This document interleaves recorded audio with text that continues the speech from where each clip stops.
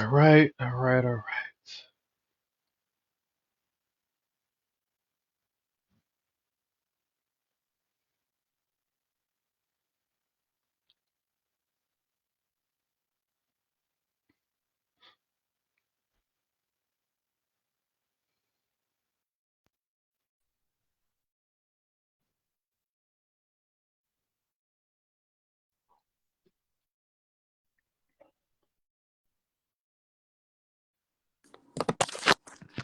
All right.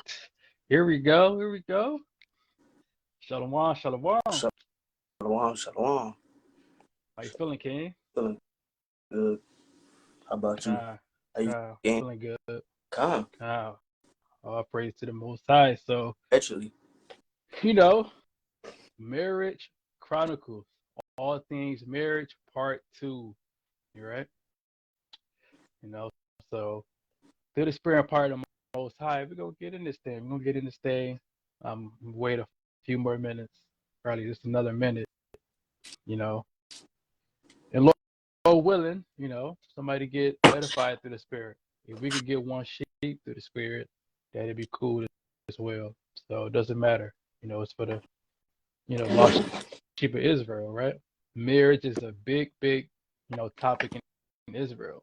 So we're gonna break down these strongholds and figure out what is marriage, right? We're gonna see, right? Some people think you got to get a piece of paper, right? Some people think you got to go to a church, right? Some people think your Christian pastor got to marry you, you know.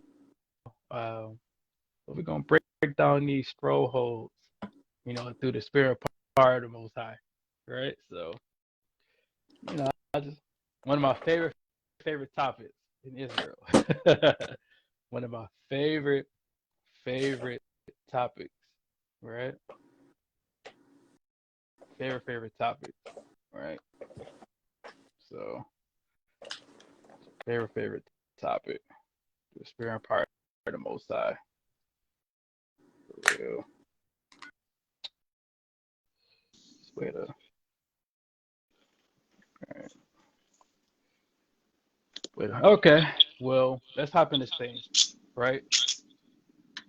Let's kick it off with the book of 2 Corinthians chapter 10, verse 4, right? Because we gotta break down these strongholds that's on our people, right? A lot of people have this misconception on what is marriage. You know what I'm saying? So we're going to see, thus said the Lord, what exactly is marriage. So let's get it. 2 Corinthians chapter 10 and verse 4. Uh, it's the book of 2 Corinthians, chapter 10. Can you hear me? Yep, I can hear you. Go ahead. Come. The book of 2 Corinthians, chapter 10, verse 4, and it reads, Mm-hmm. For the weapons of our warfare are not carnal, Mm-hmm. but mighty through God to the pulling down of strongholds. Right. So we got to pull down these strongholds, right? Because again, our people don't know what marriage is. Some people say you got to get married when you old, when you have your quote unquote poor phase. You gotta get it all out first, right? You gotta have 1,000 partners, and then when you in your 30s with 4 kids, or when you in your 40s with 4 kids, then you go get married. Then you go settle down. You too young to get married, right? So we gotta pull down these strongholds that has been placed on our people, right? So you can keep going. Uh, verse 5, casting down imaginations and every high thing that exalteth itself against the knowledge of God, and bringing into captivity every thought to the obedience of Christ. Right. So we gotta cast down these imaginations and every high thing that exalted itself against the knowledge of the Most High. Right. So we gotta cast down the false ideology of what society say is marriage. Society says, you know, get married when you're 40, settle down when you're older in age. Um, it tells you got, it's just we don't society doesn't really know what marriage is, right? So we have to go through the precepts and see what is marriage. Bro, in the United States, you can get married today and get a divorce tomorrow, right? That's off, right? You could get a divorce for any reason you deem to seem fit, right? So we're gonna go through the precepts and see what is marriage, how it's done in the ancient world, and what is divorce, right? Because again, America, you could do any damn thing. You could probably marry a dog if you wanted to, right? You a man, you could be with another man and marry that man, right? Anybody can get married now, right? But we're gonna go through the precepts and we're gonna cast down imaginations and every high thing that exalted itself against the Most High in His Word, right? I Got got a a precept? precept. Bring it out. It's the book of Colossians, chapter 2, verse 8. Beware lest any man spoil you through philosophy in vain deceit, Mm-hmm. after the tradition of men, after the rudiments of the world, and not after Christ. God. So you gotta watch out, man. You gotta watch out for these vain philosophies of men, right? Because a man will tell you any damn thing, right? A man will tell you anything. A man will tell you, you know, like I said, homosexuality. That's a man concept, right? Getting rid of the Bible. You ain't gotta get what God say. Let's make rights for the ABCD community, right? You a woman, you ain't gotta be a woman. If you want to be a man, if you think you're a man in your head, just go ahead and, you know, just be a man. Take, testosterone or whatever, get your voice deep, and you can go freak off, man. You can go do whatever you want to do. If you're a woman, you could be a man. If you're a man, you could be a woman. And guess what? You can marry each other. However twisted in your head, however twisted your mind is, you can perform and do whatever your mind say do, right? That's the type of society that we live in. So society don't know what marriage is according to the scriptures, according to what the Most High, the Creator of the earth, say. So now we have to cast down these false ideologies and these vain philosophies of men, Sorry. right? You got another precept? Yeah, I got two more. Through the Bring it spirit. up. Let's get the book of Proverbs, chapter 14, verse 15. It say the simple believeth every word. It's like my headphones falling off. Give me a second. You got it. Right. Proverbs chapter 14, verse 15. It say the simple believe every word, but the prudent man looketh well to his going. So that word prudent, let's go back to like wise, being careful, foreseeing, so you don't want to be simple and believe anything somebody tell you. We moving off the say of the Lord and what the Lord tell us to do. You want to look well to your goings. You want to know what this going into. If marriage is writing out a piece of paper, where's that at in the Bible? You got to look for that. You got to go deep. You got to go in depth on certain things. You can't just believe what society tell you. What the pastor tell you. Because you put your trust in man. And what the Lord said about putting your trust in man. Cursed be the man that trusteth in man. Right. And that's in the book of Jeremiah, the 17th chapter, verse 5. Right. And I got another precept in Isaiah, the 8th chapter. Let's get the book of Isaiah, chapter 8. Let's get on my phone real quick. Make it quicker. Bring it out. But yeah, why the brother bringing up the precept, you can't trust in man. Don't even trust in what we say, right? Go search these scriptures out yourself, and you will see the truth, right? Get your notebook, your pen and paper, whatever you need. Take down these precepts and go search the scriptures for yourself. Right? But you got it. You got it, Kay. It's the book of Isaiah, chapter 8, and verse 20, and it reads, to the law and to the testimony, if they speak not according to this word, it is because there is no light in them. There is no light, in these pastors. and these people that try to make themselves seem deep, all these different philosophies and doctrines, there is no light in it because they don't come from the Lord.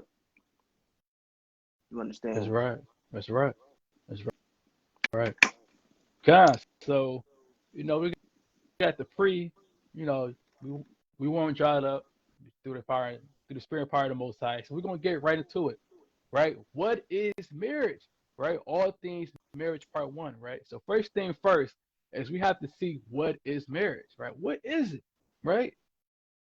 What is marriage, right? So a marriage is a blood covenant between a man and a woman. It's an agreement for each party to perform his and her duties.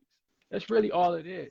It's a blood covenant, right? It's not a paper covenant, right? It ain't a damn contract you write up, you know what I'm saying? And you got the damn United States of America stamping it. You're now Mrs. and Mrs. such and such, right? We don't give a damn what the United States of America say, right? They don't get to dictate when and when you're not married. That's up to the Lord, right? Because at the end of the day, the Most High is our head and not man, right? It's a specific order of things, right? So again, you have what is marriage? Marriage is a blood covenant between a man and a woman, right? It's a agreement to perform duties as a husband and a wife. That's literally all it is, right? So usually you have, let's get the book of Deuteronomy 22 and 13, right? Because a covenant is always made with blood, right? A woman to be a virgin, right? You got the man or whatever, and once he enter her and he break that seal that she has, which is in her vagina, right? You got the sheets or whatever, right? So once that man entered that woman and she bleed on the sheets, that is called the tokens of virginity, and that's basically proof that you took that woman's virginity and now you're her husband, right? So we're going to prove it. Thus say the Lord, Deuteronomy 22 and 13, right? Because what is the tokens of virginity? Like, what is it, right? You got it. It's the book of Deuteronomy, chapter 22, and verse 13. Mm-hmm. And it reads, if any man take a wife and go in unto her Mm-hmm. and hate her and give occasions of speech against her and bring up an evil name upon her and say, I took this woman, and when I came in unto her, I found her not a maid. God, so you know the tokens of virginity, which would be the bloody sheets, right? A woman can't lie and say, "Nah, that's not my husband. We didn't get married." That's why you had the tokens of virginity to prove. That's the proof that you and that man laid down. Y'all made a blood covenant with each other, right?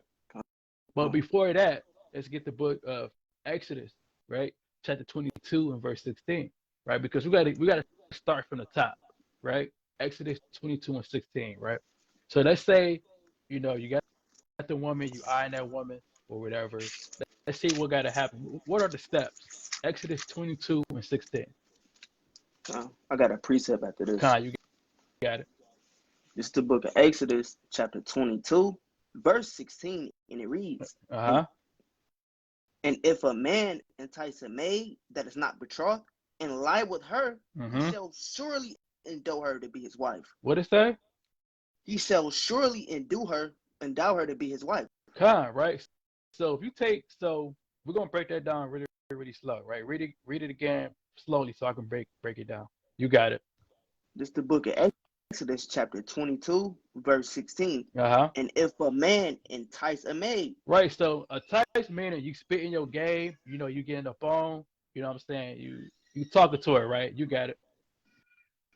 and lie with her, Right. So when a man entices a maid, right, a maid just represents a woman. So when a man spit in this game with that maid and she's not betrothed, meaning that she's not engaged to be married to another man, you got it. he shall surely endow her to be his wife. Right. He shall surely endow her to be his wife, right? So endow is going to you have to pay a bridal price to make that woman your wife. So Right. if you had sex with that woman, you she can't go nowhere and you can't leave her either, right? So once you enter her, you have to go through the proper steps to make her your wife. You can't cop out and say, "No, it wasn't good. It wasn't tight enough. I don't want it no more. I already hit it. I'm about to hit it, quit it." No, brother, you have to continue to go through the next following steps to make her your wife. You can't. You got to go to the father. You got to pay that bridal price. You can't skip out on Um, her. So sex is marriage because anytime you enter a woman and you can't leave her and you got to perform the duties of a husband, that's sex is marriage. Yes, yes, facts. yes. There are other steps you have to complete, and we're gonna, go through that. You know what I'm saying? But point being is, if you enter that woman, you have to endow her to be your wife. She got to be your wife. You got to pay that bridal price, usually to the father, for her to be your wife. You can't get around that. You got it. Just the book of there's two precepts I want to bring out. You got it. Matthew 19:9, going back into once you have sex with this woman, you ultimately married into her and you got to finish those steps. You can't just put her away because you God. committing adultery, right? Mm-hmm. Oh, I don't want to deal with her. She wasn't acting like this when I was first talking to her. Her stuff ain't this good. She not like this. She not like that. She not submissive, right?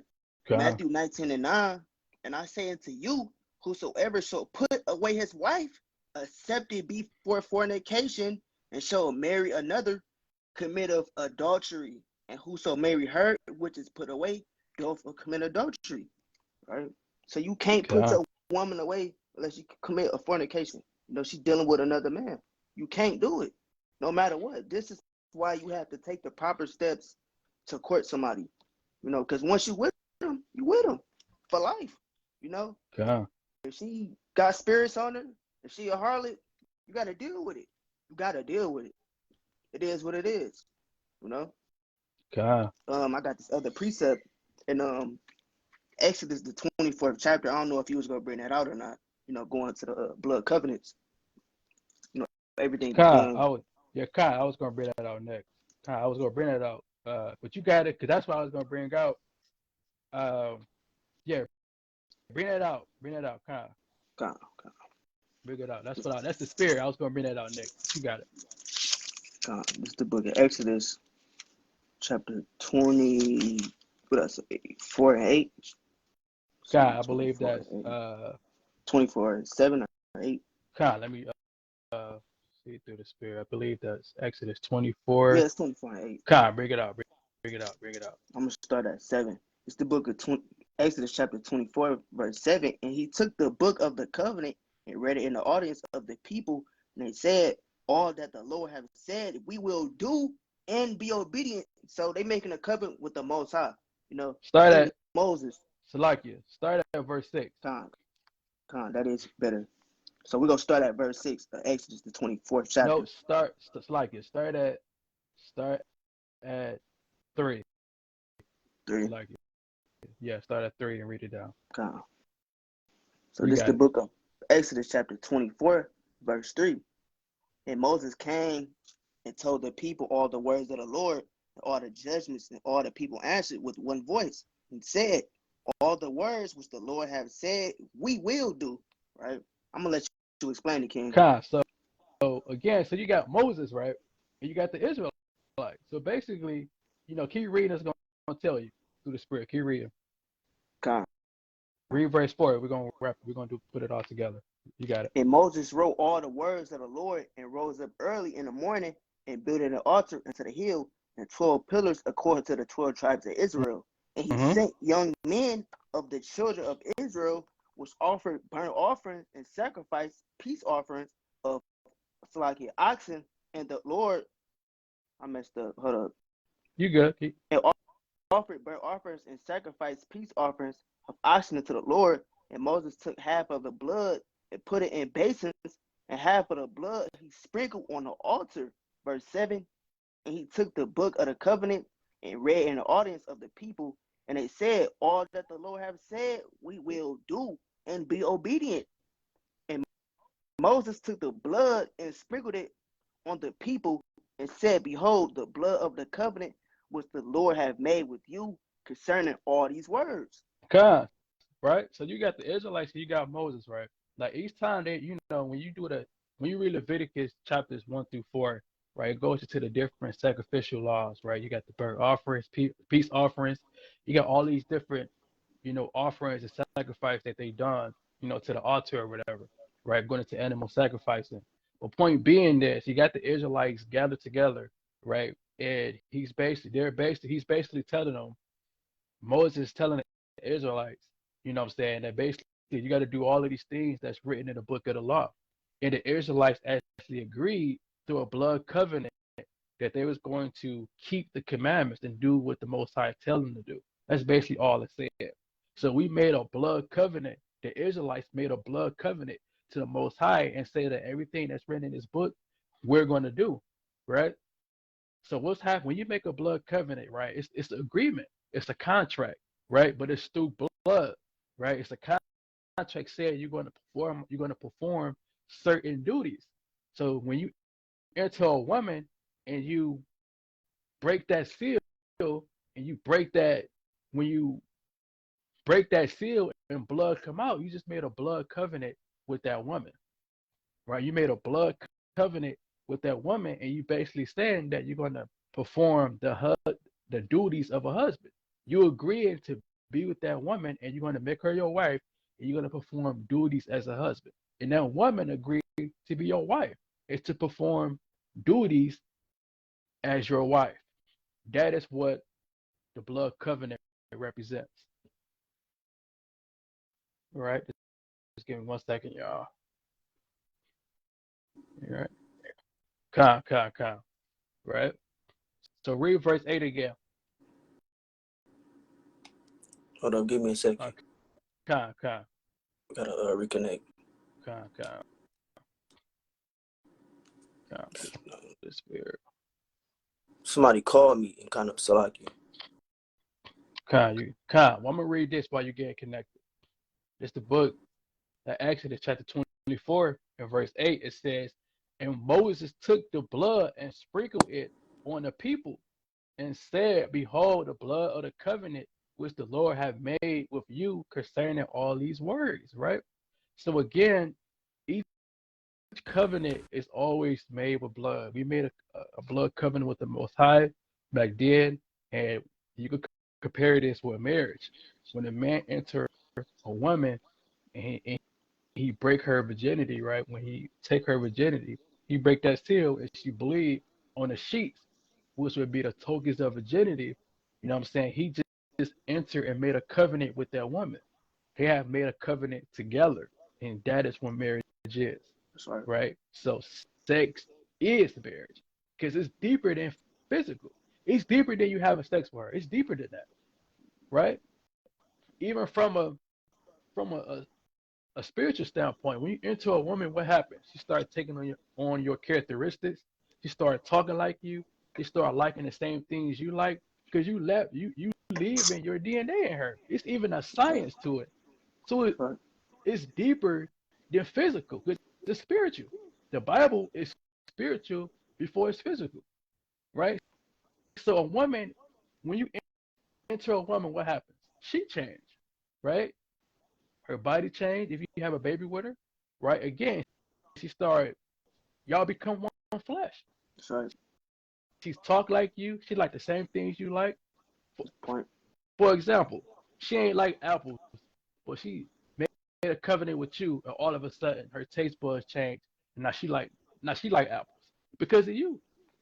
So it's deeper than it being physical. It's deeper than that. It's spiritual. You got to point out. Yeah, that's why I say in Genesis, the 2nd chapter, verse 24, that's why it say y'all become one flesh. Y'all start. Bring that precept out. Y'all Bring start. that out. It's many precepts that say that, but we're going to go into the beginning. It's the book of Genesis, chapter 2 and 24. Therefore shall a man leave his father and his mother and shall cleave to his wife. They shall be one flesh. Right? So y'all Okay. become one flesh. That's why y'all take on each other's attributes. You know. Okay. Uh, And that's a good point. That's a good point. You know what I'm saying? He started liking all of her cooking. Dang, baby, you made that. That was so good. Now he think his wife the best cook ever. Hey, man, yeah. that's me, man. I think my wife is the best cook. You know what I'm saying? God, First it was my mama. Then I got married. I think it's my wife now.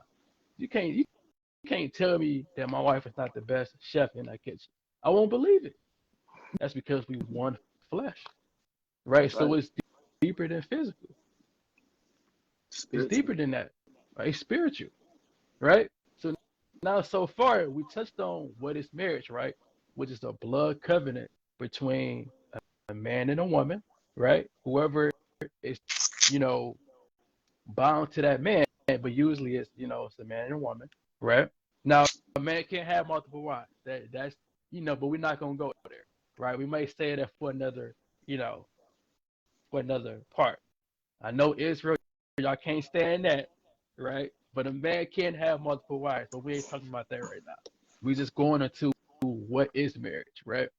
So again, marriage is a blood covenant between a man and a woman.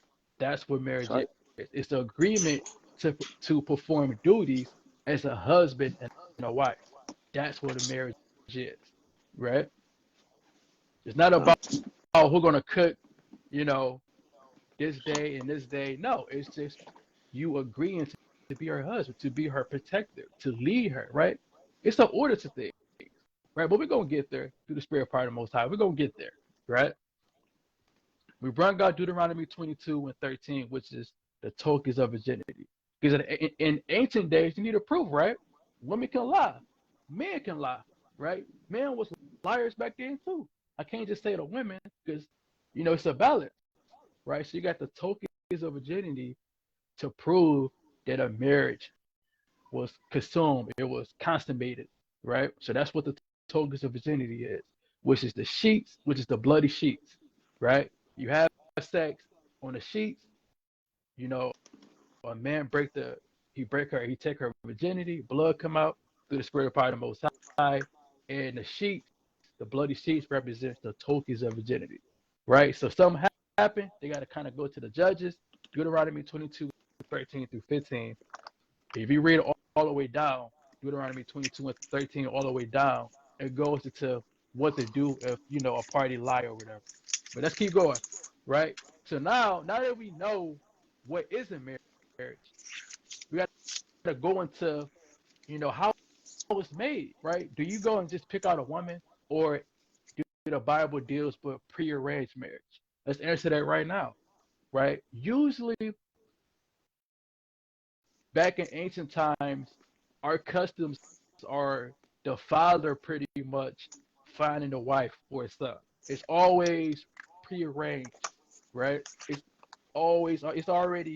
usually prearranged to each other. It's when you grow up, your wife is normally already given to you, right? Let's prove that. Genesis 24, and we're gonna start at the first verse, right? Come. Because we're gonna get an example of what Isaac did. What did Isaac do? You know what I'm saying? What did Salakia get? Genesis 24:1. We're gonna let Abraham. the Bible speak. Right? We're gonna see what Abraham. Abraham did to Isaac, Khan, the water king. But we're gonna see Come. what did Abraham do to Isaac? Right? Did Isaac just go find Rachel, or was Rachel given to him? Right? You got it. Come. This the book of Genesis, the 24th chapter. Let's go start at verse 1. And Abraham was Khan. old and well stricken in age, and the Lord had blessed Abraham in all things. And Abraham Mm-hmm. said unto his eldest servant of his house Mm-hmm. that ruled over all that he had, put I pray thee, thy hand under my thigh, and I will make thee swear by the Lord, the God of heaven and the God of earth, that thou shalt not take a wife unto my son of the daughters of the Canaanites, among whom I dwell. So pause right there. So Abraham like, look, you gotta serve it. He like, look, man, look, please don't give my son to wife a damn Canaanite, man. And a Canaanite are ancient Africans. Because we're not Africans. bro. We the Israelites. Even Abraham do that. He like, look, promise me that you're not gonna take a wife to my son that is a Canaanite. Please don't do that, man. So now that we know we're dealing with prearranged marriage, you also have to take a woman of your own tribe or whatever, right? So if you're an Israelite, you got to deal with a woman that's within the 12 tribes of Israel. You can't be an Israelite and you're dealing with an Edomite or an Ishmaelite, right? You can't do that, right? So now, to keep track, we dealt with prearranged marriage, and you also had to take a woman of your own lineage, of your own tribe, of your own nation. You got it, King. Read. You got it. Keep going. Salaki, before I finish reading that, that's in Deuteronomy, the 7th chapter, verse 3, and Judges, the 14th chapter, the 3rd verse, going into interracial marriages, we can't marry the other nations, right? So write those scriptures down, right? And then I wanted to go into Ham too. I know this kind of going off the topic just a little bit, but got it. This is Ham. It's the youngest son, and this is the Zondervan Compact Bible Dictionary. Just in case those that's new on this thing, new in the truth, that never had it, never seen it, right? It say Ham, the youngest son of Noah, born probably about 96 years before the flood, and one of 8 persons to live through the flood. He became the progenitor of the dark races, not the Negroes, but the Egyptians, the Ethiopians, the Libyans, and the Canaanites, right? So those Canaanites are those Africans, with the big plates in their mouths. So Abraham didn't want his son to marry an African, man. Right? So let's get back to the point. Okay. So now that we know who the Africans is, we proved it. The scriptures say prove all things in First Thessalonians, the 5th chapter. Right? So we're on verse 4. Matter of fact, we're going to start back on verse 3, Genesis, the 24th chapter. It say, and I will make thee swear by the Lord, the God of heaven and the God of the earth, that thou shalt not take a wife unto my son of the daughters of the Canaanites. And we went over that, the Africans, among whom I dwell. Keep going. But thou shalt go into my country, into my kindred, and take a wife unto my son Isaac. And the servant said to him, that's the point right there. So point being is, right, Abraham commanded his servant, right, to go into his country or whatever, to take a wife of his kindred, right? Isaac wasn't allowed to marry a Canaanite or anybody that's outside of his kindred, right? And when you keep reading that chapter, you're going to see that Isaac married Rachel. That's who he actually married, right?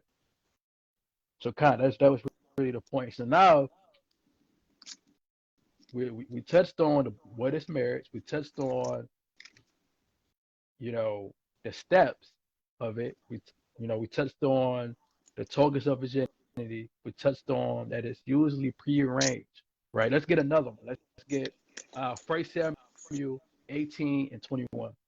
No, so like 1 Samuel 18, and we're gonna start at 17, right? Because again, we dealt with prearranged marriage, right?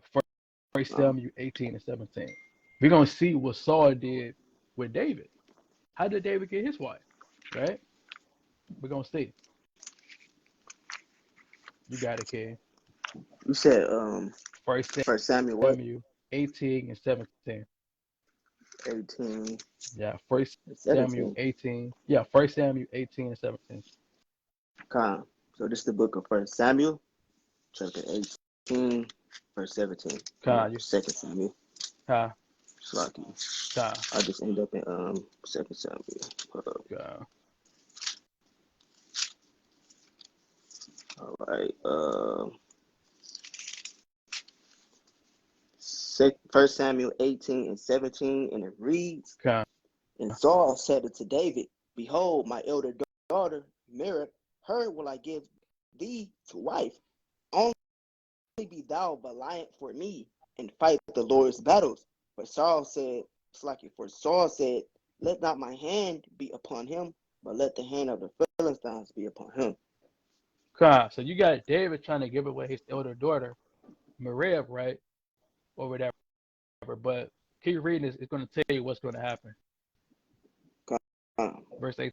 Verse 18. Mm-hmm. And David said unto Saul, who am I? And what is my life? Or my father's family in Israel, that I should be son-in-law to the king? Keep going. Verse 19. But it came to pass at the time when Merab, Saul's daughter, should have been given to David, that she was given unto Adriel, the can't even say it, Maholite or Maholathite, to wife. So Saul, eldest daughter, Merab, she wasn't given to David. Another man ended up taking her as his wife. Keep reading. Verse 20, and Michal, Saul's daughter, loved David, and they told Saul, and the thing pleased him. And Saul said, I will give him her, that she may be a snare to him, and that and that the hand of the Philistines may be upon him, or be against him. Wherefore Saul said to David, thou shalt this day be my son-in-law, and the one of the twain. So that's the point there. So Saul being crafty, because Saul was basically jealous of King David. King David was getting a lot of praise, and he was anointed, right? So evil spirits was hopping on Saul, right? So Saul seen an opportunity or whatever to he tried to set a trap on King David by giving away, Michal, but the only way he's going to do that was if David was going to fight against the Philistines. Now, Saul believed that the Philistines was going to overtake David and kill him. So he's basically saying, look, maybe I'll give Michal to David, but he got to fight against the Philistines. I'm going to use my daughter as a trap to him. Let me see what I can do with this. So he was being crafty. But point being is, Saul was an Israelite. Saul knew that he had to. It was basically a custom or whatever to give away. It's not a custom. It's actually a law. It's like it. It was the law for you to give away your daughter. Right? You always give away your daughter. So, that's really the point I wanted to get to the spirit part of the Most High. Whatever. Let's get 1 Corinthians, the 11th chapter, right? Because now we got to see the order of things, right? The family order of things. We touched on prearranged marriage, right? Let's see the order of things, right? 1 Corinthians 11, and I believe I want 3. 1 Corinthians 11 and 3. And then you got another precept going into the marriage and Tobit, the 8th chapter, verse I think it start at 20 or 12. I was going. That's the spirit, but you got it. You said 1 Corinthians, the 11th chapter. Well, start at 1. We're gonna you said 1. The order. Yeah, that's 11th 11th chapter. Slide. Right. So this is 1 Corinthians, the 11th chapter, verse 1. It say, "Be ye followers of me, even as I also am of Christ." Now I praise So you. Paul is a follower of Christ. You got it. Now I praise you, brethren, that you remember me in all things and keep the ordinances as I deliver them to you. Right. So the ordinance, we have to keep the ordinance as well. So the family order that we about to see in verse 3 is the ordinance. But the ordinance has equal reverence to the law. Well, you got it. Keep going. But I will have you know that the head of every man is Christ, and the head of the woman is the man, and the head of Christ is God. So get that word ordinance in the blue letter, right? Because now it's another stronghold that a lot of people in Israel have. They believe that they don't have to follow Paul.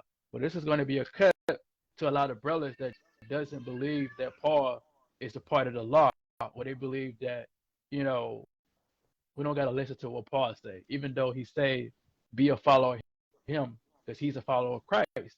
Paul don't speak out of he don't speak anything contrary to what Christ would say. So for you to think that you don't have to listen to what Paul say, then hey, I guess your woman could rule over you there. Oh, that's not in the law. You gotta cut that up real quick. Get ordinances in the blue letter. I'm about to get it right now. Give me right? a second. Because again, Paul is a follower of Christ. So why would you want to listen to a chosen vessel given from the Most High, to preach His word? Why would you want to listen to that, right? So we're gonna cut up false ideology as well for brothers and sisters that think that you don't have to listen to Paul letters or anything that was written of Paul. Oh, that's not law. That's not law. What we gonna see, right? You got it, right? So this is ordinance in a blue letter. Strong's H2708. Hakah. Mm-hmm. Hakah. Yeah. Right. Go down. Go down. It says statutes, ordinances, limit. Keep going. Enactment. Some prescribe. Statute. Right? So it's a statute, right? So another word for ordinance is statute, right? That's it on that? Yep. So watch this. Get Deuteronomy 28. Right? Let's get Deuteronomy 28. Because another word for ordinance is statutes, right? Let me get Deuteronomy. I'm going to see what I want to get through the Spirit. Through the Spirit part of the Most High. Let me see what I want to get. Deuteronomy 28. Right? Let's get there real quick. Let's get there real quick. I'm going to see what I want. I think I want. Let me see if it's 15 that I want. Kai, that's what I wanted. Get Deuteronomy 28 and 15. It's the book of Deuteronomy, chapter 28, verse 15, and it reads, But it shall come to pass, if thou wilt not hearken to the voice of the Lord thy God, to observe to do all his commandments and his statutes. And his what? And his statutes. Right. But we just read in the blue letter that ordinance is just another word for statute. So if you don't keep the ordinance, what's going to happen? There are all these curses. It's like statutes which I command thee this day. All these curses shall come upon thee and overtake thee. So that's a cut. If ordinance just means statutes, and Paul said be a follower of him because he followed Christ, if you don't do what he say, even though he a follower of Christ and he a chosen vessel, you're going to be cursed. Didn't it say curse is the man they don't know the law, roughly paraphrasing? You got to keep the ordinances too. So that's a cut to brothers saying that, and sisters that say Paul letters is not law. But that's madness, right? Let me get the book. I'm gonna get one more. Get Acts. Give me the book of Acts. Chapter 22 and verse 14, I believe. It's the book of Acts, chapter 22. I think that's. Let me see if that's what I want. Let me see. I think it's Acts 22 and 14. Let me see if that's what I want. I think this is what you want. And he said, yeah, this is what you want. It's not what you want. 22 and 14. It said, and he said, the God of our fathers have chosen thee. No, that's not what I want through the Spirit. Let me get Acts 22 and no, give me verse 3. So like Acts 22 and verse 3. It's the book of Acts chapter 22 verse 3. I am verily a man which am a Jew, born in Tarsus, a city in Cilicia, yet brought up of the city of the feet of Gamaliel, and taught according to the perfect manner of the law of the fathers, and was zealous towards God, as ye all are this day. Right? So he was taught in the law. So it's off his head to not listen to a man that was brought up in the perfect manner of the law, man. That's off his head to say, I ain't gotta listen to this man when the Lord himself chose him. And he grew up in the law, the perfect manner of the law. Right? That's off. Right? Let me And get then one. You got it. it's like, and then when you go to 13 and 14, it's really just going into the Lord, the Most High choosing uh Paul, as a Get chosen vessel. He's a chosen vessel. Why would you not listen to a chosen vessel of the Most High? that's off. That's off. The word is literally in him. If you don't listen to him, you're gonna be destroyed. Pursuing the Acts, Facts. the 3rd chapter. You don't listen to the prophets, you're gonna be destroyed. That's literally what it say, roughly paraphrase. Get that. Get Acts 9 and 15. I think that's what I want. Get that as well. Right? Because we're So gonna Acts 9 see. and 15. I believe that's what I want. Yeah. Right? Because Acts again, Paul again. Let me see, that's what I want. Kind of start at 10. Start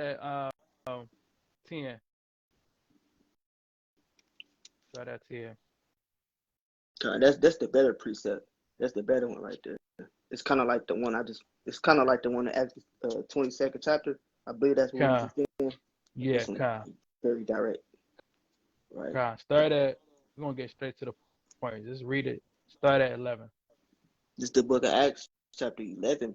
And the Lord said unto him, Arise and go into the street, which is called Straight, and inquire in the house of Judas for one called Saul of Tarsus. For behold, he prayeth, and Right? have seen in a vision a man named Ananias coming in and putting his head on him, that he might receive his sight. So start right there. So Saul, because again, you got multiple Sauls. This is not talking about the same Saul that we read about in First Samuel, right? This is talking about Paul, right? This is not talking about Saul that we read about in First Samuel. This one, brothers and sisters, to know that. You got it. Right. Verse 12. They Mm-hmm. have seen in a vision a man named Ananias coming in and putting his hand on him, that he might receive his sight. Then Ananias answered, Lord, I have heard by many of this man how much evil he hath done to thy saints at Jerusalem. So we'll start right there. So Paul, he was wicked as hell at one point. He was persecuting. He was persecuting the Israelites. So Ananias, like, Lord, I done heard a lot about this man. You want me to go to him? You want me to help this man out? Right? You got it. And here he hath authority from the chief priest to bind all that call on thy name. But the Lord said unto him, Go thy way, for he is a chosen vessel unto me. Paul? Who is Paul? He is a chosen vessel unto me. I ain't gotta listen to Paul. He is a chosen vessel unto me. That's a cut to every brother that believes that you don't gotta listen to Paul. He not law. Right? You got it. To bear my name before the Gentiles and kings and the children of Israel. What Paul was doing? It's like to bear my name before the Gentiles and kings and to the children of Israel. Keep reading verse 16. Last one. I will show him how great things he must suffer for my name's sake. So that's a cut. So brothers got to stop saying, I don't have to listen to Paul, right? Because the Lord just said that Paul it says Saul, right? Because he's Paul later on, but Paul and Saul is the same thing. It's the same name. So point being is, if you're a chosen vessel and the Lord going to show him great things, why wouldn't you listen to him? So you don't trust in the Most High judgment no more? Right? All right there. Precept. Go ahead, you got it. It's the book of Acts chapter 3 and 23. It's saying, and it shall come to pass that every soul which shall not hear that prophet shall be destroyed from among the people. Right? So if you don't want to listen to a prophet that the Lord sent to bear his name, you're going to be destroyed. You're going to be destroyed playing upon tables. You can be puffed up. You can be proud all you want to. But if the Lord tell you to do something through somebody, you're going to be destroyed. And then you can kind of think of Moses too. They didn't want to listen to Moses, and what happened? He a prophet too. God, They got God, last destroyed. one. God, last one. Get Hebrews 10 and verse 7. God. It's the book of Hebrews. Try to give a second. You said 10 and what? 10 and 7. 10 and 7. And it reads, Then said I, Lo, I come in the volume of the book. It is written of me to do thy will, O God. So the Most High, he come in the volume of the book. He don't just come in the first 5 books, the Law of Moses, right? Because again, you got High Holy Days. That's not in the first 5 books. Where's Feast of Dedication is at? Is that in the first 5 books? Where's Purim at? Is that in the first 5 books? That's madness, right? So let's get back on it and let's go back to 1 Corinthians 11, and we're gonna start at I believe 2. Then another point, Kyle, you got it. brothers, it's a lot of people that saying they only follow the first 5 books, but keep all the other high holy days that's not in the first 5 books, right? So you Kyle, kind of making yourself look bad. You only believe this, but you keeping this. Why you keeping that if you only believe this? Kyle, And the Lord just said, if you don't listen to that prophet, certain law, statutes, and commandments were established after that. That the Lord told people to write. I got a You know, point to make too. I If got to you only believe, that too. if you if you said people that say that you don't have to listen to Paul, right? So by your own logic, you might as well be Old Testament only. Because if you don't Literally, believe what's written of Yahweh Shai, right? As it says in Hebrews 10 and 7, you only believe the first 5 books, the law of Moses. You believe that that's the only thing you got to keep, and not nothing in the New Testament, basically, right? You don't believe in 1 Corinthians, 2 Corinthians, Hebrews. You don't believe in none of these books, and you got to follow none of that because you say that's not law. Then you don't believe in Yahweh Shai there because he didn't come in the flesh until Matthew. So you don't even believe in Yahweh Shai. So why are you saying Yahweh Shai Barakatah? Why are you saying that there? If you don't see believe that? in him, right? So if you don't believe in Paul writings, then your woman could rule over you there. How do you conduct your marriage, right? How can you call yourself a head and you don't believe in what Paul said? So can your woman rule over you there if you don't believe in that? If you don't believe in Paul writing that is law, so can your woman rule over you there? Confound it. Hell, of course you're gonna say hell no. Of course you're gonna say that, right? Right? Well, we got it. You got a precept. Bring it out. And then you got Jeremiah, the 10th chapter, right? That wasn't established till later on, outside of outside of the Torah. So if you only believe in the first 5 books, then you believe you can celebrate Christmas. See that? See that? That's a cut. So can you? Right. So can you celebrate Christmas then if you don't believe in Paul writings? Come on now. That's madness. That's madness. Right? But you got it. 1 Corinthians. You got another precept? We're gonna just get straight to the point. So keep the lesson going. Kyle. 1 Corinthians 11. And Kyle. Go back to 3. yeah, Kyle. Just the book of First Corinthians, chapter 11 and 3. But I will Mm-hmm. have you know that the head of every man is Christ, Yahweh, and the head Uh-huh. of the woman is the man, and the head of Right? Christ is God. Right. So you got the Most High, right? You got the Father, the Most High, the Father. Then you got Yahweh Shai, which the world like to call Jesus. Then you got men, right? Then you got women, and that is the natural order. But then obviously the children will be, below that, right? That is the order, right? Ain't no, when single women say, "Oh, Yahweh Shai is my head," where's it at in the Bible? No, go find you a husband and find you a head. Yahweh Shai, not your head. Yeah, I said it. Where's that at in the Bible? That'd be out of order. If Yahushua is the men head, but you saying that Yahushua is your head, but it don't say that. You take where we gonna fit that there? That's out of order. Didn't the Lord say let everything be done decently in order? Right? 1 Corinthians 14:40. Bring it out, man. And then the Lord said He's not the author of confusion. Right? That's confusion. He's not going to do anything that's going to confuse us. Right? He's going to give us exactly what we need, and that makes sense to us, right? Let's get the book of 1 Corinthians, chapter 14 and 40, and then we'll get back to it. Another 14 and 33. But we can get this one first. You got the book of 1 Corinthians 14 and 40. It say, "Let all things be done decently and in order." Right? So everything got to be decently done and in order, right? From how the household is ran, right? Everything is in order. Everything is in order. So any single woman that watch this through the spirit power of the Most High, you may not know, but Yahushua not your head, okay? You got to find your husband, you got to court, and get you a head, right? I got a point too.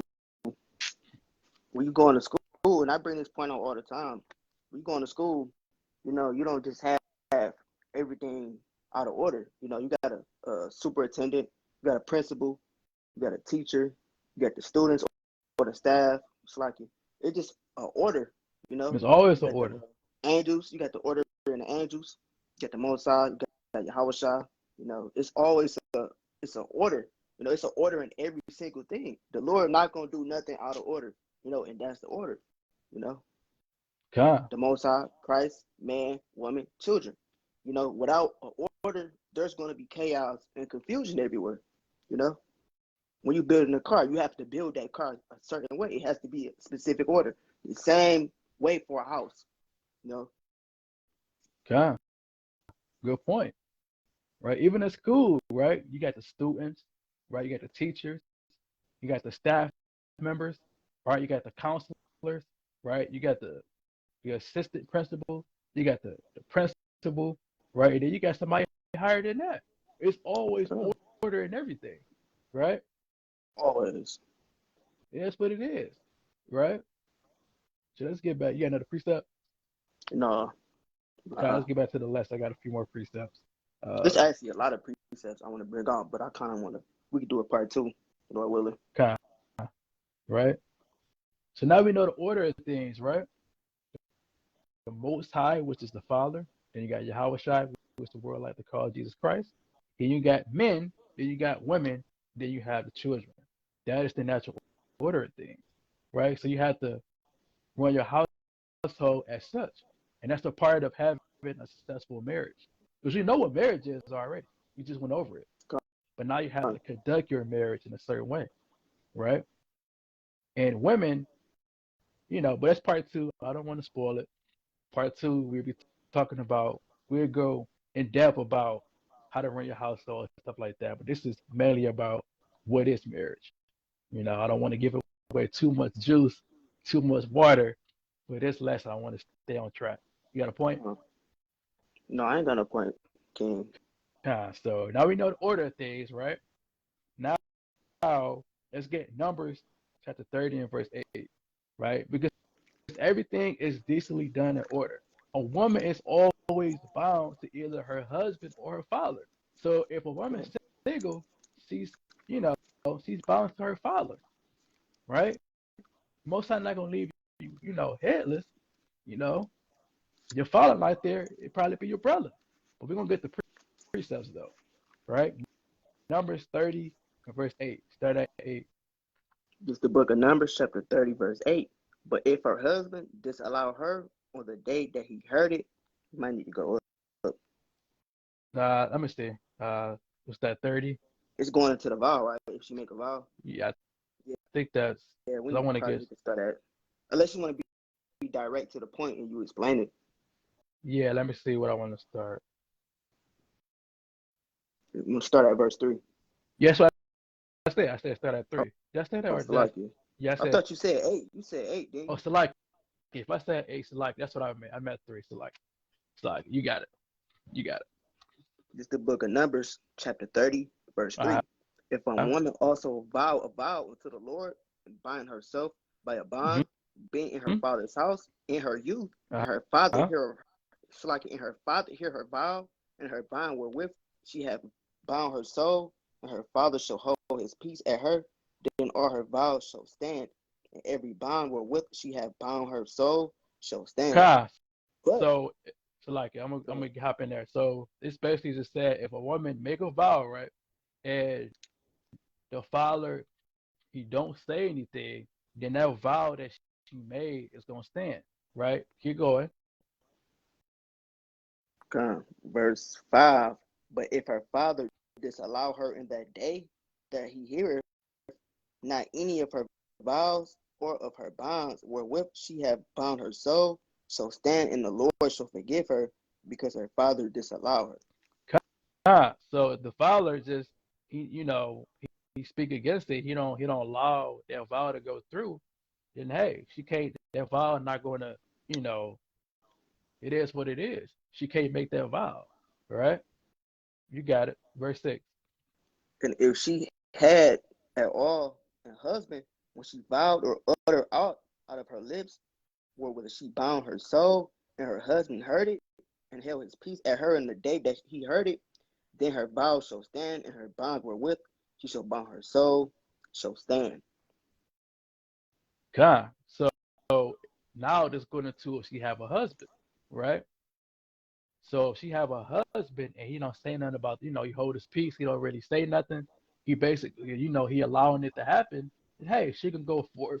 So like, if she can go forth with that vow. Uh, verse 8. Verse 8, but if her Mm-hmm. husband disallow her on the day that he heard it, then he shall make her vow which she vowed, and that which she uttered with her lips, wherewith she bound her soul, of none effect, and the Lord shall forgive her. God. So if we say, you know what, he speak out against that vow, then hey, the Lord will forgive her, and the vow wouldn't go through, basically. Okay. Because a woman is always bound to either her father or her husband, right? So it is what it is. That's the part of marriage. It's playing your role and knowing what's required of you, Sure. right? So a woman is always bound to either her father or her husband, right? You got a point? Yeah. Numbers chapter 27, verse 16. And it reads, let the Lord, the God of the spirits of all flesh, set a man over the congregation. Right? So the man is over the congregation. He's over everything. The Lord set man over everything. He didn't set women or children. You know, that's just a Come, quick point I wanted to bring out. come, come, right? Let's get the book of Tobit, chapter 7, verse 13, right? Because now a lot of people say, do I got to get a piece of paper, right? Do I got to sign this contract, or do I got to go to the courts? You know what I'm saying? We're gonna see. Get Tobit 7 and 13. Con, I was about to bring You this know, out too. kind, Just the spirit. you got it. This is the book of Tobit, chapter 7, verse 13. Then he called his daughter Sarah, and she came to her father, and he took her by the hand and gave her to be wife to Tobias, saying, behold, take her after the law of Moses, Mm-hmm. and lead her away to thy father. And he blessed them. God, Keep going. God, we read Verse 14. verse 14. So like it. No, that's the point. So read it from the top again. So like it. This is the book of Tobit, chapter 7, and verse 13. Then he called his daughter Sarah, Mm-hmm. and she came to her father, and he Yep. took her by the hand and gave her to be wife to Tobias, saying, behold, take her after the law of Moses, and lead her away to thy father. And he blessed them. Keep reading. And he called Edna his wife, and took paper, and did write an instrument of covenants and sealed it. God, so a lot of Israelites, that study, they would say, oh, but it says right here you got to take the paper and write an instrument of covenants. You got to have a piece of paper to make it official. Uh, but we're gonna go through the precepts, right? Because you got to go through multiple accounts. Now, can you write up a contract? Yes, right. The Bible says what it says, right? But you got to go through the precepts, right? It is what it is, right? So did Jacob have an instrument of covenants, right? Did Joseph, which is the father of Yahweh, did he have this? Where are the accounts of all our forefathers creating the instrument of covenant? It's not in there, right? Because that is a custom. Now, should you do that? Yeah, it's mighty. The Bible is in there, but then all of our forefathers, I'm talking about righteous, right? The ones that was righteous and part of the elect. Did they do this? No, because you have to prove it. The Bible says prove all things. So if a man decides not to get a piece of paper, is he in sin? And if so, book, chapter, and verse, right? Now, should you have the instrument of covenants? Yeah, do it. It's mighty. But do you have to? No. Did Joseph do it? No. Did Isaac do it? No. Wow. Did Abraham do it? No. Did Adam do it? No. It is what it is. I got a point too. You got it. Genesis 24 and 67. Okay. It say Isaac brought her into his mother Sarah's tent and took Rebekah, and she became his wife. And he loved her, and Isaac was comforted after his mother's death. So we're gonna read that one more time. Somebody might have not caught on. And Isaac brought her. Salakia. Start at 64. 64. That's the spirit. You was about to bring that out? That's the spirit. Yeah.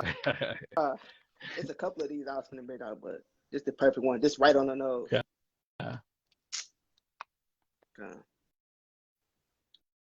So this is the book of Genesis, chapter 24 and 64. It say, and Rebekah lifted up her eyes, and when she saw Isaac, she lighted off the camel.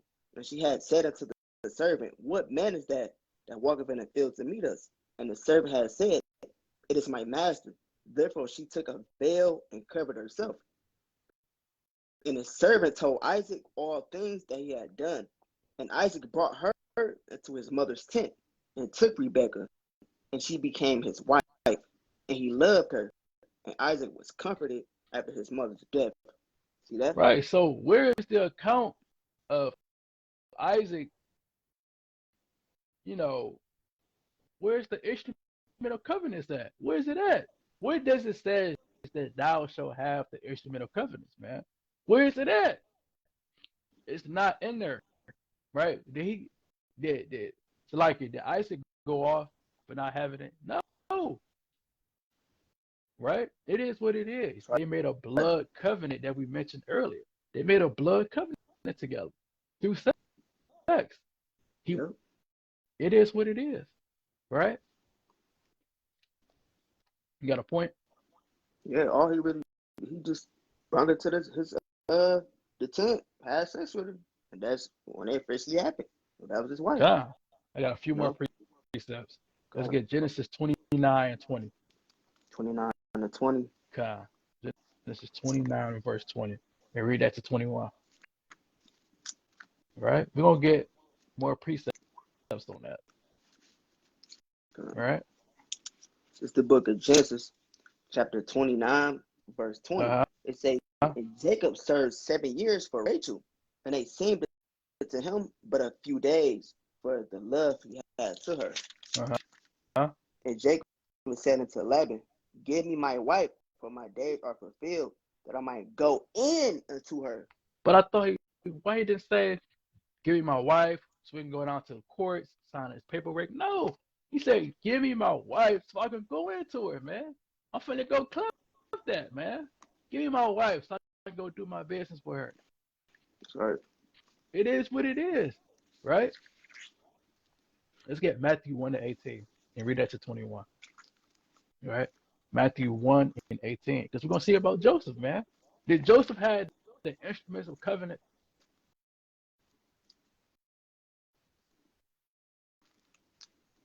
Let me know when you're ready. You got it. It's the book of Matthew, chapter 1, verse 18. Now the Uh-huh. birth of Yahweh, who the world calls Jesus Christ, was on this Mm-hmm. wise. Whereas his mother, Mary, was espoused to Joseph before Right. they So, came together. like you. So there was so uh, uh, Joseph was engaged to be with Mary. They was arranged to be together. You got it. Okay. It says before they came together. To Joseph, before they came together, she was found with child of the Holy Ghost. Read verse 19. Then Joseph, her husband, being a just man and not willing to make her a public example, was minded to put her away privately. So pause right there. So Mary was espoused to be with Joseph, right? It says before they came together, right? And we just read in verse 19 that he was thinking about putting her away privately. But why would he do that? Did she do something wrong? No. What you gotta understand was we had customs. So when it says before they came together, before they had the wedding feast, the marriage ceremony, before everybody came together, he already didn't have sex with Mary. She was already pregnant, right? It is what it is. So it was frowned upon to have sex before you had the feast, right? Right? That's pretty much what happened. Did Joseph go off? No, no. It is what it is. But he was a righteous man, and he was just like, man, you know, he was in the flesh. He was just thinking like, damn, like, you know, now he was off trying to, put her away. That was kind of off, but he didn't do it though. Read verse 19 again. Then Joseph, her husband, being a just man and not willing to make her a public example, was minded to put her away Right, privately. because he like, damn, I had sex with her. She pregnant now. You know, everybody. He didn't want he didn't want her to get shamed. Like if you be pregnant and there's no proof of that, you just end up pregnant. People will shame you for that, right? You have a lot of questions going on. So he loved her so much. He like, let me just, I don't, who knows? He wanted to put her away, right? But read verse 20. And it reads, But Uh-huh. while he thought on these things, behold, the angel of the Lord appeared unto him in a dream, saying, Joseph, thou son of David, fear not to take and to do Mary thy wife, for thou hast slaked, for that which is conceived of her is of the Holy Ghost. Right, it's to the Holy Ghost. It was meant to happen. The angel, it was meant for y'all to come together. Why didn't if he was going off, why didn't it say go get the instrument of covenant you ain't seeing right now? Why it don't say that? No, it says, take her, that's your wife. Don't be afraid to take that woman as your wife. Because he had sex with her. It is what it is. Let's prove that. Because you got people thinking that an angel went inside of Mary and they thinking that I don't know. The immaculate conception, man. Well, the immaculate deception. That's what it is. It's deceiving our people. They thinking that, but through the spirit part of the most high before I go there is no proof that Joseph had the instrument of covenant. Right? He wanted to put her away because he had sex with her before they came together, before the ceremony, before the wedding feast, you know, before all of the customs. He was, he didn't want to have a bad name. He didn't want her to have a bad name. He been a just man. He was a righteous man. The just man, like I said, a just man falls 7 times. We all make mistakes, right? But he wasn't in sin though. He just wanted everything to be perfect, But it is what it is. Uh, read verse 21. Verse 21. Mm-hmm. And she shall bring forth a son, and thou shalt call his name Jesus, or Yahushua, for he shall save his people from their sins. And that's plain, right? But now, since I already said it, I got to cut up that immaculate deception, I'm going to call it, right? I just want to bring out this one precept, right? One precept on it, because I already mentioned it. Let's get Galatians, right? Galatians 4, right? We're going to get right back to the lesson. But through the spirit power of the Most High, we got to cut down all of these strongholds that's on our people. Let's get Galatians 4, and I believe I want 4, verse 4. Yeah, verse 4. That's what I want. Con. This is the book of Galatians, chapter 4, verse 4. But when the fullness of the time was come, God, Yahweh, sent forth his son, made of a woman, made under the law. How was I made in Matthew the 1st chapter? Made of a woman, made under the law. No, but I thought an angel had sex with Mary and he was conceived by the Holy Spirit.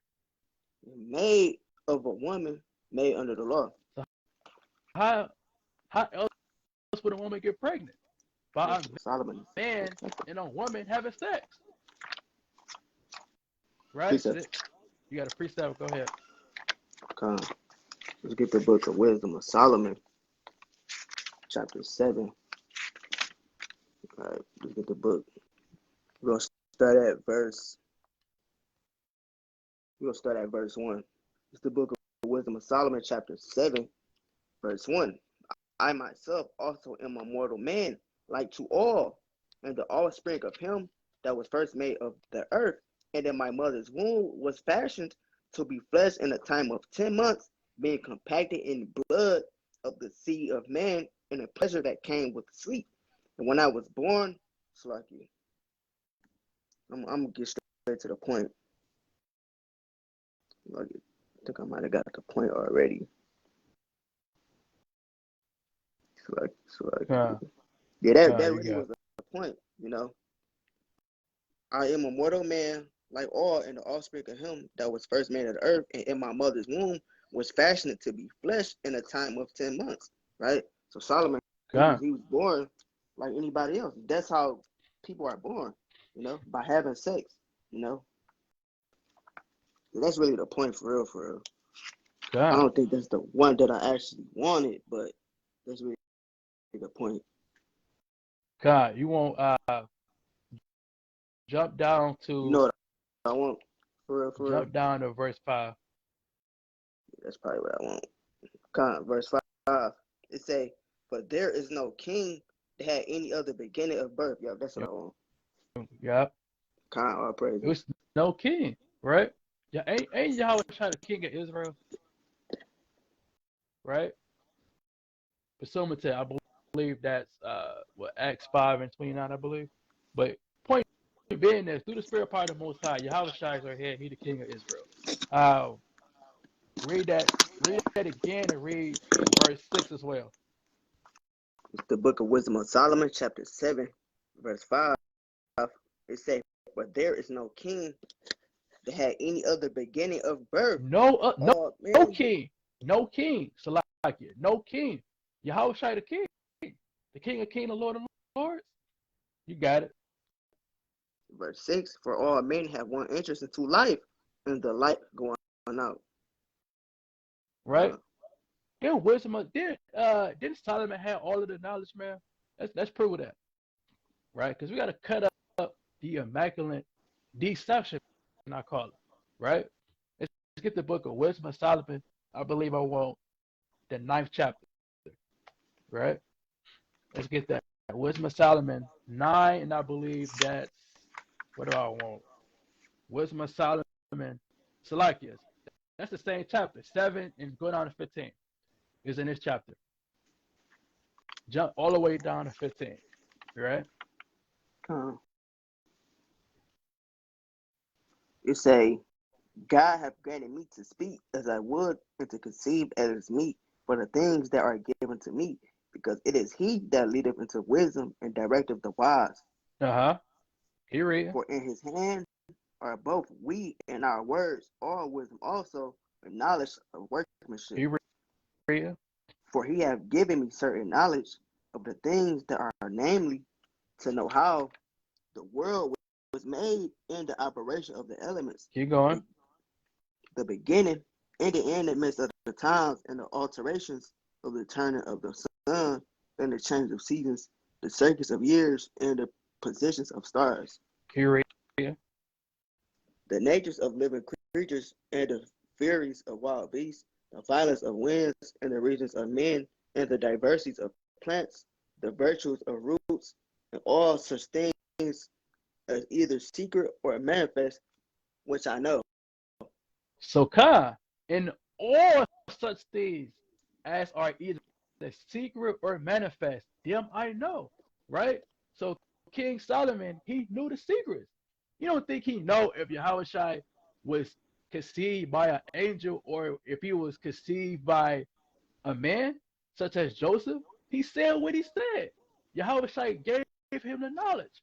Who I'm going to believe? King Solomon or a damn regular Israelite, man, in captivity that can't get himself out. It is what it is. If anybody would know the secrets, it's Solomon. He said what he said. He said, in all such things as are either secret or manifest, them I know. He knows. Precept. You got it. Let's get the book of Romans, chapter 1, and verse 3. Get the book of Romans 1 and 3. And it reads, it's lucky. Bring it out.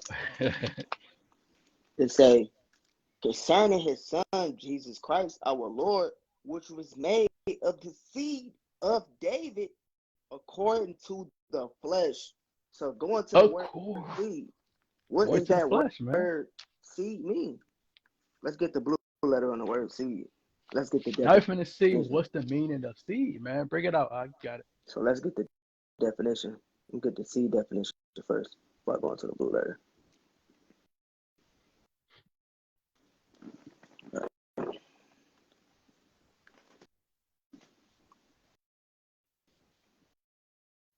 A man's semen. A man's semen. Sperm. Spermatic fluid. Ooh. Now let's go into the blue letter. Let's go into the blue letter in this. Hey, you can't get around the precepts, man. Solomon said, it's like you. I got a point before you bring it out. Solomon said that Yahushua was made, through a seed, right? In the flesh. Now Paul saying it. Who we gonna believe, man? Somebody in captivity or the elect, and what the Bible says. Men or what the Bible say, man. You got it. So we in the blue letter, by going to the Greek of this word. Strong's G 4690 sperma. See that? So let's go down. The semen. So like the semen, the product of the semen, seed, children, offspring, family, tribe. See that? Can't get around it, man. So that has to come from a man. That So that's playing upon tables. He wasn't just born. Angels don't, you feel me? They don't have that. So, I mean, the Lord could do that, but we're going into man's flesh. It's not written. We're going into man. Right. God, I got a precept. Right? God, get the book of 1 Corinthians 15 and 40. Right? Because there's a difference between our earthly body and the heavenly body. Right? It's the book of 1 Corinthians chapter 15, verse 40. And it reads, there are also celestial bodies and bodies terrestrial, but the glory of the celestial is one, and the glory of the terrestrial is another. right? So you got the terrestrial would be anything that's related to Earth. Celestial is the heavenly bodies, the angels, anything that's in the third heaven. That would be celestial bodies, right? So it's a difference between terrestrial, which would be humans, anything that's related to Earth, and celestial, which is anything in the third heaven in the heavenly form. They're two different things. It is what it Con. is. You got it. But that's what it is. That's it on that. God. Oh, you So want we me to just keep going on that? no, that was it. That was it. So Con, con. God, so we just cut up that, right? And like we said, going back to the marriage thing, there isn't any accounts of Jacob, Joseph, Adam, you know, majority of our righteous forefathers, there isn't any accounts of them having to have a instrument of covenant, a piece of paper to state that you're married. Now, can you do that? Yeah, Tobit did, right? And Tobit was righteous. Well, Tobias, like you, Tobias did it, right? Which is Tobias is the son of Tobit, right? So Tobias did it. That's mighty, right? Do it. It's a custom that we did do, but is it salvation worthy, or is it something that's required to do to get salvation? No, right? Right. Or to be So, married. You don't or need to to write be a. married. A lot of people think that you don't need to write a piece of paper to say you're married. You don't need that. Exactly. So I just kind of want to piggyback. So, we touched on what is marriage, right? Which is a blood covenant between a man and a woman, or anybody that's, a part of him, because a man can have multiple wives, right? Uh, we touched on that, you have to take a woman from your own tribe, right? And usually it's prearranged. Usually the father, give away his daughter, to the man. It's already usually prearranged. We gave examples on that, right? With Abraham, right? Uh, and a tokens of virginity is after the marriage happened, right? They usually have sex. You got the sheets, right? You have sex. When once a man enter a woman, the blood come out, and the blood on the sheets is the tokens of virginity, right? And that's the proof that y'all got married. And that prevents either party from lying and saying that they're not married, right? So we went over the natural order of things. First Corinthians, the 11th chapter, right? In the third verse, you got the Most High, you got His Son Yahweh Shai, which the word like to call Jesus Christ. You got men, and you got women, and then you got the children, right? And once now that you know these things, you can kind of, get your household in order, and it could be some type of order. Once you know order, that's the key to making a marriage, successful. But we're not gonna get on that with this video. So now that we know that, right? Uh, Part of our customs is that, we already pretty much touched on that. The spirit part of Most High. Now let's get to divorce, right? Let's get on divorce. Right? Can you get a divorce? Right? Right? I'm gonna bring up some precepts on divorce. Let's get it. First Corinthians 7 and 10. Let's get that. This is the book of First Corinthians, chapter 7, verse 10. It says, "And unto the married I command, yet not I, but the Lord, let not the wife depart from her husband. But, and if she depart, let her remain unmarried, or be reconciled to her husband. And let not the husband put away his wife." And that's plain. You can't put away your wife, right? And women, y'all can't put away your husband. I don't care if you get on your nerves. He ate the last bowl of the stereo. It is what it is, right? He snored when he go to sleep. Um, you know, he sweat a lot. You cannot put your husband away. That's why marriage is so serious, because once you make a blood covenant, you know, with each other. Y'all pretty much stuck together, right? You got a precept? Uh, Let's get Romans 7:1.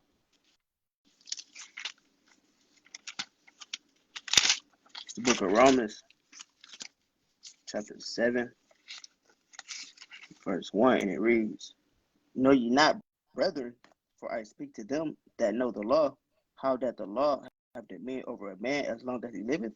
For the Okay. woman, for the woman which hath a husband is bound by the law to her husband so long as he liveth. But if the husband be dead, she is loose from the law of her husband." So as long as your husband live, women, you is bound to him. Now, if he died, then hey, you it's gonna say it in verse 3, but you know, you can find you another husband, right? To death do you apart. It is what it is. That's biblical. Verse 3. So then, if while her husband liveth, she be married to another man, she shall be called an adulteress. But Right? if her husband be So dead, so if you try to marry another man while your husband is alive, the one you made that blood covenant with, then you are adulteress. You can't do that. That's off. You got it. wicked. It's wicked as hell, man. You got it. But if her husband be dead, she is free from that law, so that she is no adulteress, though she be married to another man. And that's plain, right? If you die, then hey, you can marry another man. You won't be adulteress. It is No what it putting is. hits on your husband so you can marry another man. And that's all. Lord, the Lord ain't dealing with that. He trying to plan You this know, day. You got it. some women that try to do that, they were like, "Oh, I can kind of get him knocked off. I can get me another man." Yep. No, you can't do that. Nope. Can't do that. Let me put some pine saw in his damn yaya.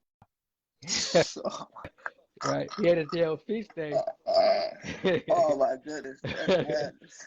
That's off, man. Ain't no putting no damn Clorox bleach in his damn vitamin water, man. Just because his feet stink, you don't want to deal with him no more. Right. His feet stink. He ain't washed up in 3 days. You want a divorce. He smell like Oh my Fritos. goodness. Oh, man. Smell like Funyuns. I want a divorce. No. You kind of got to deal with it. That's your hubby for life. That's your hubby, baby. Yeah, you gotta deal with it. You better be his Sarah. You Right. gotta That's be your his Sarah. Lord. That's your Lord, literally. You know? God, right? Just a few more. Let's get the book of Matthew chapter 5, verse 32. It's the book of Matthew, chapter 5, verse 42. It's like it before we get to this point. I had seen like this it was a status going around.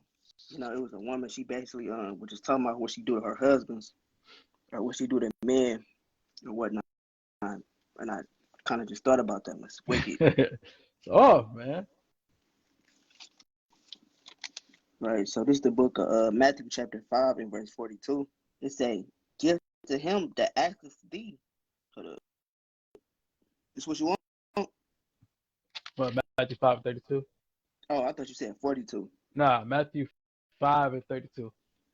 Come. It's the book of Matthew chapter 5 verse 32. It say, "But I say unto you that whosoever shall put away his wife, saving for the cause of fornication, causeth her to commit adultery, and whosoever shall marry her that is divorced committeth adultery." That's off as hell, man. You know, you can't just put away your wife because you don't want. Here's the thing, especially if she's young, right? Let's say you try to put her away. You causing her to sin because she got physical needs, right? She got physical needs. So if you try to put her away unrighteously, right? She didn't do nothing to you. I don't want you no more. I'm tired of you. You making her you causing her to commit adultery because she's gonna eventually, you know, you know, go out and make it happen, right? So again, it says but I say unto you, whosoever shall put away his wife, say for the cause of fornication. So if she fornicate, then you could put her away. Now, fornicating could be a numerous of things, right? Because that's just going into sexual immorality, right? Meaning that if she has sex with an animal, that's bestiality, right? When you read Leviticus, I believe the 18th chapter, it tells you, in that whole chapter, uh, what fornication is, because it's a plethora of things. It's not just one thing, right? So if she commit fornication, which is sexual immorality, then you can put her away, right? Having sex with another man, having sex with an animal, uh, anything outside of you, that would be sexual. I mean, Salaki, that would be fornication or whatever. You got a point you want to make? Uh, So it says, causing her to commit adultery, whosoever marry her shall marry her that is divorced, commit adultery, right? So you can't admit that has already been married if that husband is alive. So let's say, for example, right, a sister get put away, right? You put her away. Then here you go, spitting your game to my Shalom, sis. You single? No, she already got a husband. Tell her to go rekindle that if you know if she's able to. But if, you know what I'm saying, nah. Now if Lord forbid, situation terrible and you know she's just out here committing adultery, she don't care, then hey, you need to, you know, let that go. You don't want to be in sin by dealing with a woman that's already married. Her husband's still alive. He didn't put her away. You know what I'm saying? And whatever the case may be. But point being, as it says, and whosoever shall marry her that is divorced committed adultery. So you don't want to marry somebody that got put away and the husband's still alive. You know what I'm saying? You don't want that. So I got two more precepts. Luke 16 and 18. it's the book of Luke, chapter 16, verse 18. And it reads, whosoever putteth away his wife and marry another committeth adultery.